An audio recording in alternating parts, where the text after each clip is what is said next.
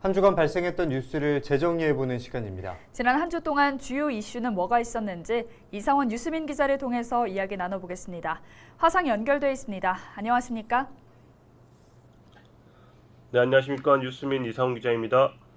네, 우선 지난 한 주 동안 발생한 주요 이슈부터 종합해 주시죠. 네, 첫 번째로 대구시와 신천지 예수교 측이 쌍방 제기한 손해배상 및 행정소송의 진척 상황 살펴보고요. 다음은 군의군의 대구 편입 법안이 입법 예고됐다는 소식 짚어보겠습니다. 끝으로 단계적 일상회복 3주차 상황 살펴보겠습니다. 네, 코로나19 확산과 관련해서 이 대구시와 신천지 측이 쌍방으로 제기했던 소송이 1년여 만에 진정된 소식이 있다고 하던데 어떤 소식입니까? 네, 우선 살펴볼 소식은 신천지가 지난해 10월 대구시를 상대로 제기한 행정소송입니다. 대구시는 지난해 2월 신천지 교회를 중심으로 코로나19가 확산되면서 신천지가 사용하는 시설의 폐쇄 명령을 내렸습니다.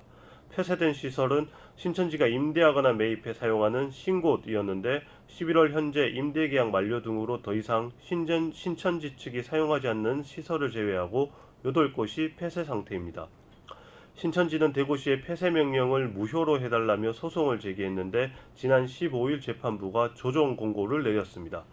재판부는 대구시장 직권으로 폐쇄 처분을 취소하고 다른 교회에 준하는 조치 처분을 다시 내리라고 공고했습니다. 대구시는 검토 후 조치할 계획이라고 밝혔습니다. 네, 대구시가 신천지를 상대로 제기한 1,000억 원 손해배상 소송도 있잖아요.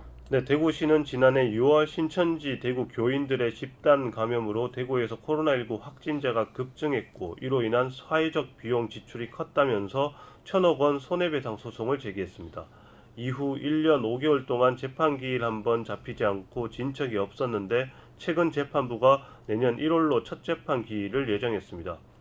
다른 한편으론 대구시가 소송을 제기하면서 신천지와 이만희 총회장의 재산의 가압류를 설정했는데 이 중 이만희 총회장 명의로 된 과천시 농지가 공공주택 사업에 수용되어 가압류가 풀릴 상황에 처했습니다. 대구시 변호인단은 해당 토지 대신 신천지와 이만희 총회장이 받게 될 보상금 약 45억 원의 가압류를 새로 설정하는 절차를 진행 중입니다.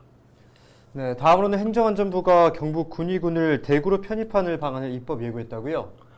네, 지난 12일 행안부가 경북 군의군을 대구로 편입하는 법률안을 입법 예고했습니다. 입법 예고 기간과 법제처 심사 등 추후 일정을 고려하면 빠르면 내년 2월 법안이 국회에서 처리될 가능성이 높아졌습니다.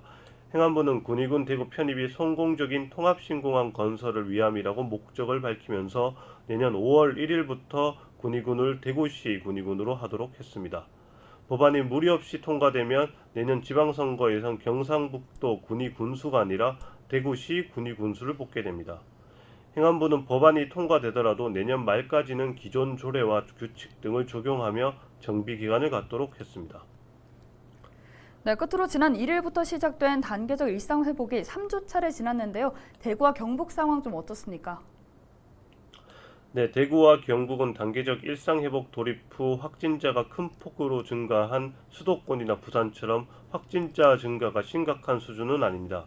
하지만 보이지 않는 위험도가 증가해 더 긴장해야 하는 상황일 수는 있습니다. 11월 들어 대구와 경북에선 요양병원이나 요양시설 같은 고위험군이 밀집된 기관에서 집단 감염이 다수 발생했습니다. 이곳의 환자들이 확진되면 중증도가 높아지고 비감염 환자에 대한 관리 강도가 높아져서 의료기관의 부담은 2중, 3중으로 늘어납니다. 대구의료원은 비감염 환자를 돌보는 공공격리병상도 최근 70% 가까이 사용해 업무 부담이 높아진 상태입니다. 의료원장은 행정사무감사에 출석해 요양병원 확진자가 계속 발생해서 안심할 수 있는 상황이 아니라고 밝혔습니다. 네, 오늘 주간 이슈 점검은 여기까지 듣겠습니다. 지금까지 이상원 뉴스민 기자였습니다. 고맙습니다. 네, 감사합니다.